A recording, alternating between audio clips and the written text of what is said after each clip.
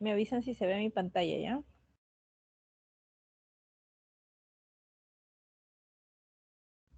¿Se ve? Sí se ve, doctora. Ok, vamos empezando a las 9 de la mañana, vamos a empezar. El tema que vamos a revisar ahora es semiología del aparato locomotor. Vamos a dividirlo en lo que es columna vertebral y extremidades.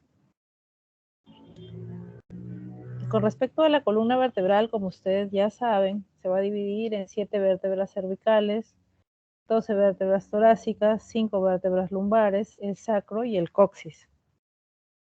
En los componentes de una vértebra vamos a tener por un lado el cuerpo vertebral, la apófisis espinosa, el arco vertebral que va a estar compuesto por el pedículo y por la lámina, y además unas apófisis transversas y apófisis articulares que le van a permitir unirse con las vértebras superiores e inferiores.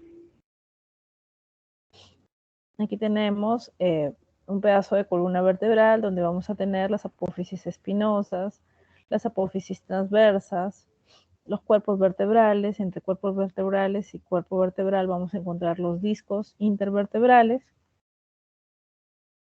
y entre ellos vamos a encontrar a los que son los forámenes intervertebrales. Entonces, en aparato locomotor es importante que en su interrogatorio profundicen acerca de la presencia de dolor, y cuando hablen de dolor, preguntar todas las características de estos, como su aparición, localización, intensidad, característica del dolor, si hay irradiación o no, con qué se alivia, con qué más bien disminuye, la frecuencia, la duración y si hay síntomas asociados. Así tendremos que un dolor agudo, por ejemplo, se puede asociar a procesos traumáticos, o un dolor insidioso se asocia más a procesos degenerativos o procesos benignos mecánicos como las contracturas musculares. Una evolución rápida del dolor puede asociarse más con metástasis o con procesos infecciosos. La intensidad del dolor va a depender mucho de la susceptibilidad del paciente y también de la naturaleza de la lesión. Si es que existe irradiación, nos debe hacer sospechar de alguna compresión de troncos nerviosos o de un dolor referido. ¿Con qué aumenta? Generalmente cuando se da en determinadas posiciones se asocia a radiculitis, o si es que aumenta con el movimiento se asocia más a procesos degenerativos o procesos benignos también mecánicos. Si es que aumenta más al reposo se asocia más con procesos inflamatorios. Si es que hay claudicación intermitente, pensaremos en un canal estrecho. Y otra parte importante del interrogatorio es la limitación de la movilidad. Tienen que orientar su interrogatorio en locomotor hacia la búsqueda de dolor y hacia la búsqueda de limitación de movilidad. La columna vertebral la vamos a inspeccionar con el paciente en la medida de lo posible, desnudo, con el torso desnudo. Lo que se va a exponer son las apófisis espinosas. Van a haber ciertos relieves que ustedes deben de identificar. Obviamente es más sencillo en pacientes delgados y mucho más complicado en pacientes obesos. Tengan en cuenta que C7 va a ser la que más protruye dentro de las vértebras cervicales y que va a estar a nivel de la parte superior de las escápulas. L4 más bien se encuentra a nivel de las crestas ilíacas y también sobresale. Dentro de las patologías que pueden encontrar al explorar columna vertebral, vamos a tener la escoliosis. Y la escoliosis no es otra cosa que la incurvación lateral de la columna, donde vamos a encontrar además presencia de desnivel a nivel de hombros y a nivel de caderas. Pero muchas veces no se trata de una escoliosis verdadera, sino de posiciones escolióticas que adopta el paciente. Entonces, para diferenciar si se trata de una actitud escoliótica o una escoliosis real, vamos a hacer la maniobra de Adams, la cual les va a permitir diferenciar estos procesos. Y para esto, el examinador debe colocarse a una distancia aproximada de 1,5 metros y vamos a observar entonces la curvatura de la columna. Le vamos a pedir a nuestro paciente que se flexione sin doblar las rodillas, y ante este procedimiento lo que debe pasar, si es que solo se trata de una actitud escoliótica, es que la columna se rectifique y que no haya gibosidad en ambos lados. Por ejemplo, en el lado izquierdo vamos a tener un paciente que tenía una actitud escoliótica, sin embargo, cuando se realizó la maniobra de Adams, no hubo asimetría entre ambos lados que se encontraban al lado de la columna y la columna más bien se rectifica, pero ante una escoliosis real persiste la curvatura de la columna y además se forma una gibosidad, lo cual nos hace diagnosticar una escoliosis. Por ejemplo, en esta paciente es una paciente que tiene desnivel de hombros, desnivel de caderas y hay una curvatura a nivel de la columna. Sin embargo, cuando hacemos la maniobra de Adams, esta curvatura se rectifica y no hay presencia de gibosidad, por lo tanto es una falsa escoliosis o una actitud escoliótica nada más. Otra cosa que nos puede alterar la posición de la columna o desnivelar la posición de la columna y hacernos sospechar de una escoliosis es la simetría de miembros inferiores. Por eso es importante que ustedes descarten la dismetría de miembros inferiores colocando a su paciente en posición de cúbito supino y mediante una cinta métrica deben medir desde el espina ilíaca antero superior hasta el malleolo interno y ambas medidas deberían ser iguales. Si estas son diferentes, si la diferencia es superior a 2 centímetros, ya va a estar ocasionando procesos patológicos que produzcan una falsa escoliosis, ¿no? Y realmente la alteración va a estar a nivel de la dismetría de miembros inferiores. Estos procesos podrían ser las poliomielitis, las displasias óseas, alteraciones congénitas o actitudes viciosas del paciente en flexión. Deben de evaluar también las partes blandas. Ustedes van a tener una clase de evaluación de piel y faneras y se deben de evaluar quistes dermoides, presencia de abscesos, fístulas, zonas de hipertricosis, lipomas, cambios de coloración, como presencia de eritema, manchas o tumoraciones o actitudes antálgicas. Con respecto a la movilidad de la columna vertebral, deben de evaluar si hay limitación y para ello deben de conocer los rangos articulares y si es que hay dolor a la movilidad y deben de explorarla por segmentos. Así tenemos que la columna como un todo va a tener movimientos de flexión y extensión. La flexión puede llegar a 90 grados y la extensión a 30 grados. Van a haber movimientos de lateralización o inclinación que van de 35 a 50 grados y de rotación hacia el derecha e izquierda que van a tener una cantidad de movimiento de 40 grados. Entonces, recuerden que la movilidad de la columna cervical se debe explorar como un todo y también por segmentos. En el caso de la movilidad de la columna cervical, en vista lateral vamos a encontrar una flexión de 45 grados y una extensión de 55 grados. Y en vista frontal vamos a encontrar un balanceo lateral normal de 40 grados a cada lado de la línea media y una rotación hasta de 70 grados. Aquí están los movimientos. Flexión de 45, extensión de 55, inclinación o lateralización de 40 grados y rotación hasta de 70 grados. Hay maniobras que se deben de hacer para buscar presencia de radiculopatías y vamos a tener la maniobra de compresión de cráneo, conocida con el nombre de maniobra de Spurling. Esta maniobra va a ser muy específica para descartar radiculopatías. Le vamos a pedir al paciente que lateralice el cuello hacia el lado afectado y lo que vamos a hacer es aplicar una fuerza axial al cuello a la vez que este paciente va a rotar el lado afectado y si es que aparecen síntomas radiculares que pueden consistir en hormigueos o parestesias o dolor, podemos sospechar de un proceso de radiculopatía. Obviamente debemos de hacerlo hacia un lado y el lado contralateral. Vamos a evaluar también la movilidad costal y para eso vamos a utilizar una cinta métrica en plano horizontal, la cual se debe de encontrar por encima de los pezones y vamos a calcular la diferencia entre inspiración máxima y expiración, la cual debe ser igual o mayor a 6 centímetros. Otra de las maniobras muy importantes de la columna va a ser el test de Schober. Para el test de Schober vamos a tener en cuenta L4, que se encuentra a nivel de las crestas ilíacas, 1 centímetro por debajo va a estar L5 y con una cinta métrica vamos a trazar con el paciente de pie una línea o unos puntos entre L5 y 10 centímetros por encima y le vamos a pedir a nuestro paciente que se flexione.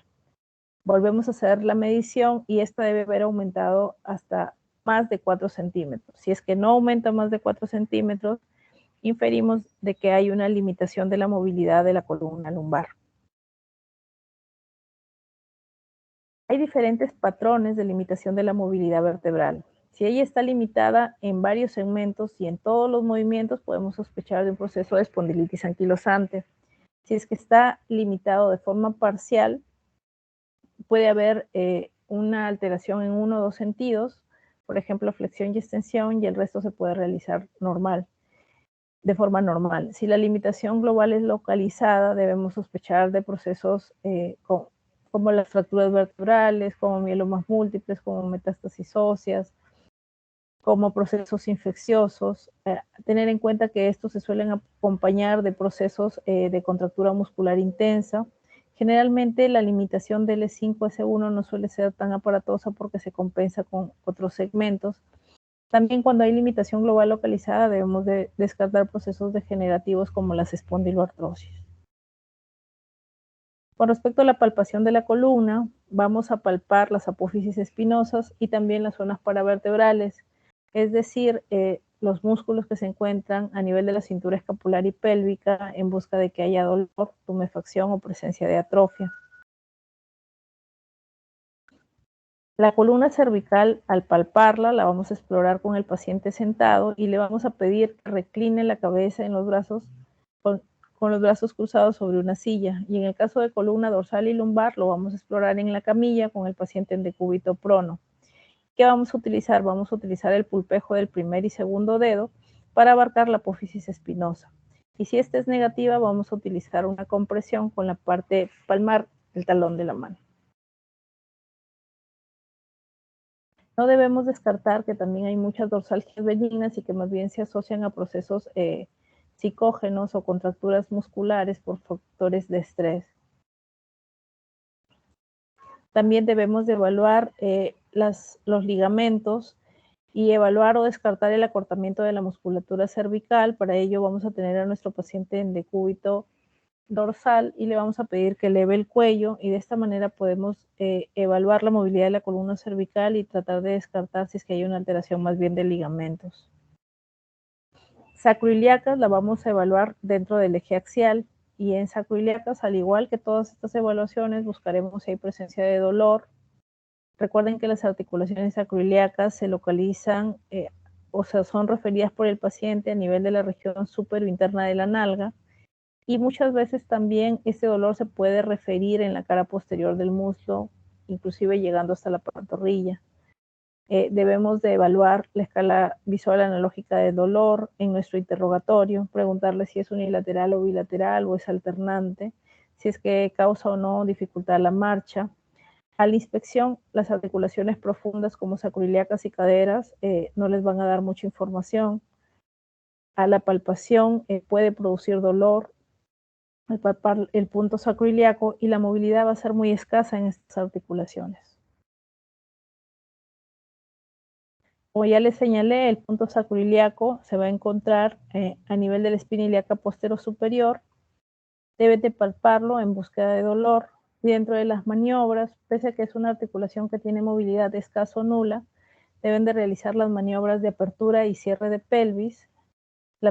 Ambas se van a realizar con el paciente en decúbito dorsal. En la maniobra de apertura se van a presionar las espinas ilíacas anteriores hacia afuera. Si es que es positiva, él va a sentir dolor a nivel del punto sacroiliaco, que es, como hemos dicho, es la espina ilíaca posterior superior. Y en la maniobra de cierre, igual el paciente está en decúbito dorsal y vamos a presionar las crestas ilíacas hacia adentro. Y también si es que es positiva, debería sentir dolor en el punto sacroiliaco. No son las únicas maniobras, hay varias maniobras. Una de las más importantes es la maniobra de Favere, que también se utiliza para explorar cadera, en la cual se le pide al paciente que forme una especie de 4 con sus miembros inferiores, y si es que hay dolor a nivel de las articulaciones sacroiliacas, podemos sospechar de una patología a ese nivel. Si es que hay dolor a nivel del triángulo de Scarpa, podemos sospechar de una patología a nivel de cadera, y esta maniobra no suele producir dolor a nivel de columna lumbar. Podemos hacer también maniobras que movilicen a la articulación sacroiliaca en cizalla, como por ejemplo una que es con el paciente en decúbito dorsal y realizaremos una hiperflexión forzada del muslo sobre la pelvis, manteniendo el otro muslo en extensión, y otra que es en decúbito ventral y lo que haremos es una hiperextensión forzada del muslo con la rodilla flexionada. Siempre que evalúen locomotor, también se debe de evaluar marcha. Si bien es cierto, la marcha se altera también por procesos neurológicos, también se pueden alterar por patologías del sistema locomotor. ¿Y qué van a evaluar? Van a evaluar cómo camina el paciente en ropa ligera en una habitación espaciosa. Se va a examinar tanto con el paciente de frente como de perfil. Vamos a observar dónde mira el paciente, si su marcha es rápida o lenta, si se desvía o no, si se para en exceso los miembros inferiores, si hay una basculación entre la pelvis y una compensación escapular y si los brazos pendulan normalmente. Vamos a hacer caminar a nuestro paciente hacia adelante y hacia atrás. Recuerden que la marcha en hemiplegia, esto se ve por trastornos neurológicos, obviamente va a formar una especie de semicírculo con uno de los miembros inferiores que generalmente es el afectado. En la marcha parkinsoniana va a haber presencia de pasos que van a ser muy pequeñitos y va a haber persistentemente temblor a nivel de las manos. En la marcha táxica vamos a ver que el paciente va a ampliar la base de sustentación. En la marcha cerebelosa va a haber bastante movimiento al realizar la marcha, no solamente de miembros inferiores, sino puede ser hasta de todo el cuerpo. La marcha en stipage o la marcha por polineuritis, el paciente no apoya el talón primero, sino más bien apoya la punta. Entonces, cuando evalúen con un locomotor, recuerden siempre evaluar marcha, sobre todo cuando les toque explorar cadera, rodilla, tobillo y pie. Vamos a pasar ahora a la parte de evaluación de articulaciones periféricas. Y recuerden que artralgia no es lo mismo que artritis. Artralgia significa dolor en una articulación y artritis es la inflamación de la articulación. Deben de preguntar qué articulación está afectada, cuántas articulaciones están afectadas. Y en el interrogatorio deben de descartar qué patrón tiene el dolor, si es un dolor mecánico, que es aquel que aparece al movimiento, o si es que es un dolor inflamatorio, que es aquel que aparece con el reposo. Evaluar todos los puntos de Alicia, que ustedes ya los deben de conocer, respecto a aparición del dolor, localización, intensidad, característica y radiación, con qué agravo, con qué alivia, frecuencia, duración, síntomas asociados. Es muy importante en locomotor que vean si la patología es simétrica o asimétrica, si es aguda o crónica. ¿Y qué vamos a utilizar en el examen? Se va a utilizar la inspección, la palpación y los rangos articulares se deben evaluar mediante movimientos o mediante maniobras. En locomotor no utilizamos auscultación ni percusión. Bueno, con respecto a la articulación del hombro, como ustedes ya saben, vamos a tener en cuenta la articulación escapulotorácica, la articulación glenohumeral y la articulación acromioclavicular. Hay determinados puntos anatómicos que deberían poder identificar en su paciente, como por ejemplo la apófisis coracoides, el acromio, la espina de la escápula, la fosa supraespinosa, fosa infraespinosa. Obviamente, para hacer una buena inspección, el paciente debe estar sin ropa. Vamos a observar al paciente de frente a ustedes, sentado, parado o acostado. Vamos a observar la simetría de los hombros. Vamos a observar inicialmente la piel en búsqueda de alguna lesión. Vamos a observar las clavículas y si existen o no abultamientos y la posición de los hombros, si estos son erectos, si son caídos o si son curvados. Vamos a evaluar la articulación acromioclavicular. Y también vamos a evaluar a nuestro paciente de espaldas hacia nosotros. Debemos de ser capaces del examen físico de identificar los puntos anatómicos como la espina de la escápula, la fosa supraespinosa, la fosa infraespinosa, el borde medial de la escápula. Y al realizar los movimientos del hombro, vamos a hacer los movimientos de flexión. El hombro tiene una flexión de 180 grados, extensión de 50 grados, movimientos de abducción de 180 grados y aducción de 50 grados, y de rotación interna y externa, que son ambos de 90 grados. Para eso le vamos a pedir a nuestro paciente que levante el brazo hasta el nivel del hombro, que flexione el codo y luego realice la rotación interna y externa. Vamos a palpar también el hombro y para ello vamos a utilizar la yema de los dedos, vamos a evaluar la clavícula, el hombro, deben de identificar las articulaciones glenohumeral, acromioclavicular, escápulo-torácica, localizar las tuberosidades mayores del húmero y encontrar la corredera bicipital en búsqueda de alguna patología. De ahí vamos a pasar a lo que es el codo. En el codo, recuerden que están compuestas por la articulación húmero radial, húmero radial, húmero cubital y la articulación radiocubital. Existen estructuras anatómicas que también deben de identificar cuando hagan su video de locomotor y estas van a ser la epitróclea, el epicóndilo, el olecranon.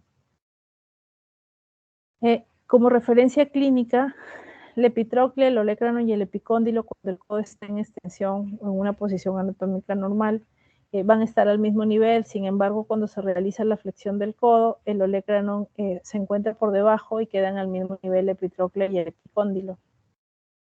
El codo normalmente va a presentar cierto grado de abducción y va a formar un ángulo abierto hacia afuera de unos 170 grados. A la inspección debe notar si es que hay alguna deformidad y debe de comparar ambas simetrías. Deben identificar el epicóndilo y palparlo, la epitróclea que está en la zona interna y palparla, el olecranon y palparlo, y recordar por dónde pasa el nervio cubital. Con respecto a la movilidad del codo, el codo va a realizar movimientos de flexión y extensión, va a tener una flexión de 160 o 170 grados, va a tener una extensión de 100 hasta 180 grados, va a realizar movimientos de pronación y supinación de 90 grados, y eso es lo que hay que explorar respecto a los movimientos del codo. De ahí pasamos a la muñeca, y recordar que en la muñeca hay varias articulaciones. Vamos a tener la articulación radiocubital inferior, la radiocarpiana, las metacarpianas y las carpometacarpianas. Recordar que los tendones flexores pasan por la cara ventral y entre tendones superficiales y profundos se va a formar el túnel del carpo y los tendones extensores van a pasar por la cara dorsal de la muñeca. Respecto a la movilidad de la muñeca, ella va a tener una flexión de 80 grados, una extensión de 70 grados, una desviación cubital de 30 grados y una desviación radial de 20 grados y movimientos de pronosupinación. En la inspección de la muñeca debemos de evaluar las superficies óseas, las simetrías, si hay deformidad o no, si hay aumento de volumen, si hay tumoraciones o deformidades, y evaluar la superficie dorsal y superficie palmar de la muñeca. Vamos a palpar también las líneas articulares para ver si es que hay sinovitis o no. Vamos a evaluar las partes blandas, identificar el apófisis estiloides del radio y hacer los movimientos activos y pasivos. Con respecto a las articulaciones de la mano, recuerden que tenemos 5 metacarpianos, 5 falanges proximales, 4 falanges medias y 5 falanges distales. Vamos a evaluar los músculos de la eminencia tenar y hipotenar y los músculos lumbricoides o interóseos. Aquí, por ejemplo, en este círculo, que espero que lo estén viendo, vamos a encontrar que hay una hipotrofia de la eminencia tenar. Respecto a la movilidad de la mano, cada articulación tiene su rango de movimiento. Las articulaciones carpometacarpianas tienen una flexión de 90 grados, una extensión de 30 a 45 grados y movimientos de abducción y aducción. Estos movimientos de abducción y aducción de las articulaciones metacarpofalángicas van a ser de 20 grados aproximadamente. Las articulaciones interfalángicas proximales también van a tener movimientos de flexión de 100 grados y extensión de 0 grados. Y las distales, una flexión de 90 grados y extensión de 0 a menos 10 grados. Vamos a inspeccionar la mano y de la mano vamos a inspeccionar su piel, sus relieves óseos, su simetría, si hay presencia de deformidades o no, si hay tumoraciones o no, si hay nódulos. Por ejemplo, aquí podemos ver presencia de nódulos a nivel de las interfalángicas distales. Estos reciben el nombre de nódulos de Everden, que son propios de la artrosis. Igual aquí vamos a observar nódulos en las proximales y reciben el nombre de nódulos de Bouchard. En esta zona de la base del primer metacarpiano, junto con el hueso trapecio de la muñeca, va a recibir el nombre de risartrosis, esta elevación que tienen en esta zona o esta deformidad. Con respecto a la palpación de la mano, tienen que palpar las líneas articulares de todas las articulaciones, de las carpometacarpianas, de las interfalángicas proximales y de las interfalángicas distales, en búsqueda de sinovitis, que podría existir, por ejemplo, en la artritis reumatoide. Deben de palpar los tendones flexores y extensores, evaluar el aumento de temperatura, dolor, deformidad, presencia de nódulos y evaluar siempre la movilidad tanto activa como pasiva. Esta es la forma correcta de evaluar una articulación metacarpofalángica. Se debe de palpar la línea articular y debemos de utilizar nuestros pulgares. Esta es la forma correcta de evaluar las interfalángicas proximales. Utilizamos las dos manos. Una mano cogerá la articulación a manera de pinza y la otra, el pulgar debería palpar la línea articular. Por ejemplo, aquí a simple vista lo que uno nota es un aumento de volumen de la muñeca. Si ustedes lo palpan lo que van a encontrar, bueno, dependiendo de lo que tenga el paciente, pero en este caso de la figura se encontró a la palpación una tumoración blanda, no una tumoración, sino que no se palpó la línea articular, sino más bien se sintió una especie de líquido dentro de la articulación, o que la línea articular estaba ocupada por líquido. Entonces se llevó a ecografía y fíjense ustedes que hay presencia de sinovitis y también de tenosinovitis. Estas líneas fibrilares son los tendones extensores de la muñeca y esta imagen negra es presencia de líquido, ¿no? Y la parte más profunda también señala presencia de líquido porque está ya cerca de la articulación, sobre la articulación o sobre el hueso. Hay maniobras que se hacen, como por ejemplo la maniobra de Fallen en búsqueda del síndrome del túnel del carpo. Aquí se le pide al paciente que se encuentre en esta posición como está la paciente durante 2 minutos y lo que debe existir es sensación de parestesias en los 3 primeros dedos si es que existiera una compresión del nervio mediano. Deben de observar las eminencias, por ejemplo, que allá hay atrofia de la eminencia tenar que se va a manifestar clínicamente en una disminución de fuerza distal de la mano. Recuerden que el nervio mediano va a pasar entre los tendones flexores de la muñeca, tanto superficiales como profundos, y que si es que se comprime, va a producir parestesias, adormecimientos, rigidez matutina, y que sobre todo el paciente lo siente en los 3 primeros dedos de la mano. Ahora vamos a empezar a hablar un poquito de la semiología de lo que serían miembros inferiores. Vamos a comenzar con la articulación de la cadera. La cadera está compuesta por los elementos óseos de la cavidad cotiloidea del coxal y la cabeza y cuello femoral. Además, hay grupos musculares que deben conocer, como los flexores, extensores, abductores y aductores, y rotadores internos y externos.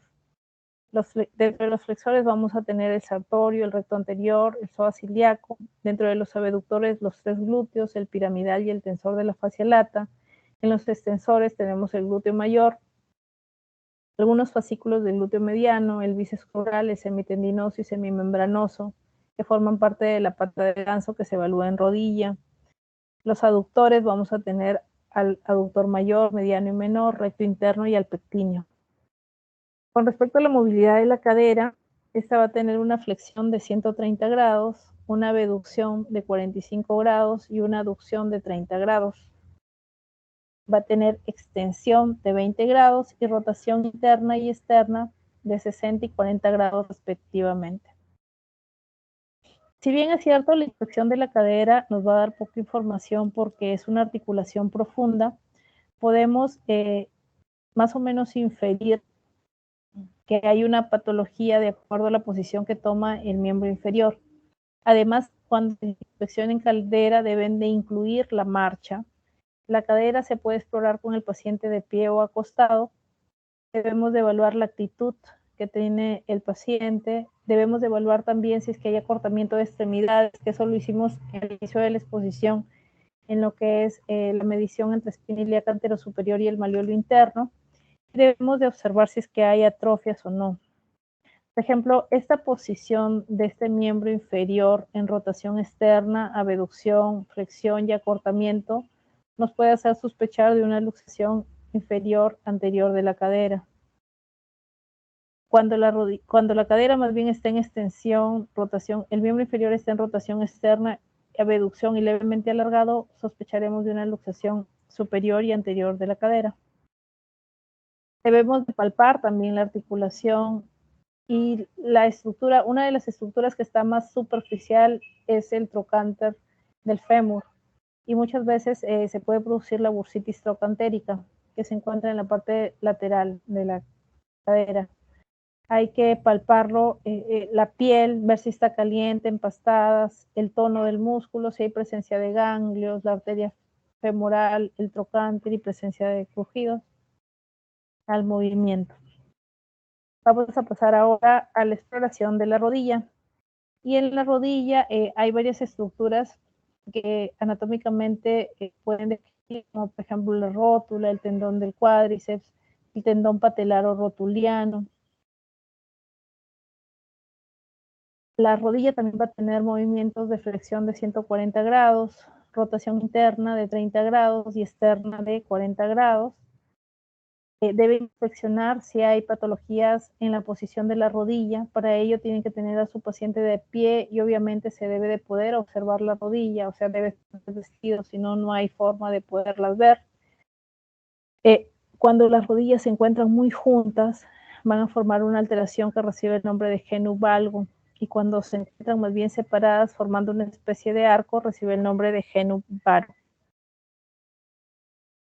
Es importante que inspeccionen a la rodilla y a todas las articulaciones en todas sus caras, cara anterior, medial, posterior y lateral. Por ejemplo, acá en esta cara posterior, noten ustedes que hay un aumento de volumen y eso podría ser un quiste de Baker, ¿no? Acá también, si ustedes observan, hay asimetría entre ambos miembros inferiores. Hay una hipotrofia del miembro inferior completo contralateral.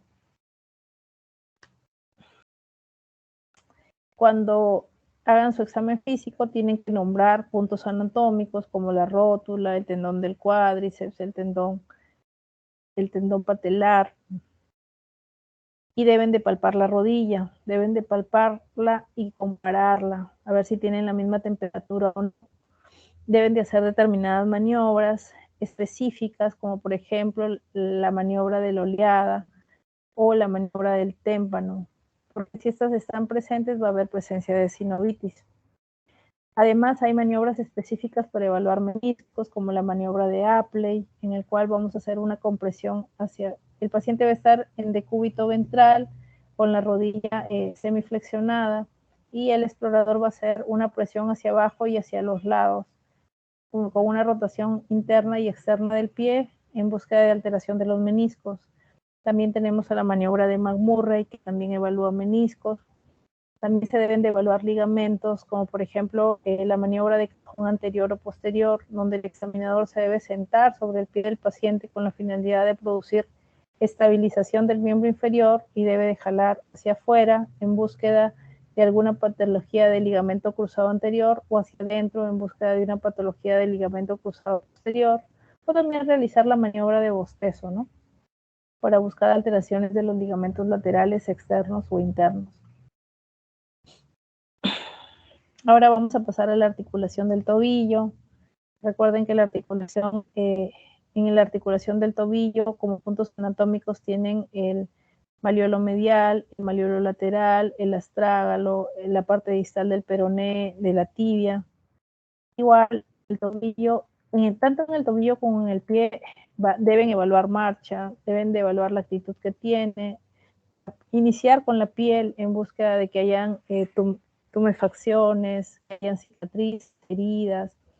Al palpar, evaluar el tono o el porfismo, ver si es que hay presencia de edema y evaluar obviamente la movilidad y no olvidar la marcha. Por ejemplo, aquí, y evaluar la articulación en todas sus caras, cara anterior, medial, lateral, y no olvidar la cara posterior. En la cara posterior, en esta imagen, podemos ver que existe una asimetría entre los tendones de Aquiles y esto se podría deber a una entesitis aquiliana. Deben de palpar la línea articular del tobillo en búsqueda de sinovitis y al igual que lo hicimos, que se vio en las imágenes de muñeca, se debe explorar con ambos pulgares. Recuerden que también en la articulación, en el pie tenemos varias articulaciones y tenemos muchas estructuras, al igual que en la mano. Deben de conocer que los huesos del pie van a incluir el astrágalo, el calcáneo, el navicular, los cuneiformes, el cuboides, los huesos del tarso, todos ellos son los huesos del tarso. Además tenemos 5 metatarsianos, 5 falanges proximales, 4 falanges medias y 5 falanges distales.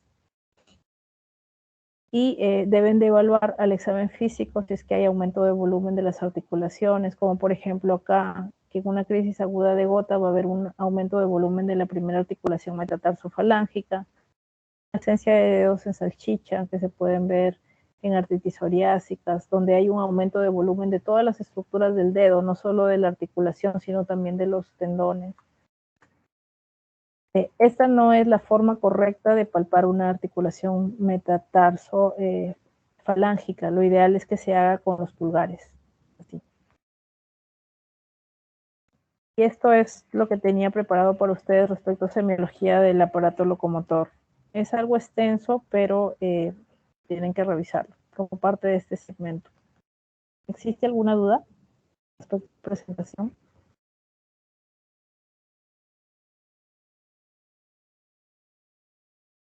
Doctora, Sí, hola.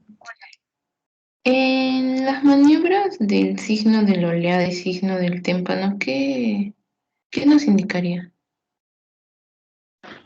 La maniobra de signo de la oleada. La maniobra de signo de la oleada lo que busca es, ambas buscan presencia de sinovitis, pero la de la oleada va a ser positiva cuando la cantidad de líquido sea pequeña. Y la de témpano generalmente es positiva cuando la cantidad de líquido es grande, ¿no? Aproximadamente más de 10 cc. Por debajo de 10 cc la que es positiva es la de la oleada. Lo que les indica es presencia de sinovitis. Gracias, doctora. ¿Alguna otra pregunta?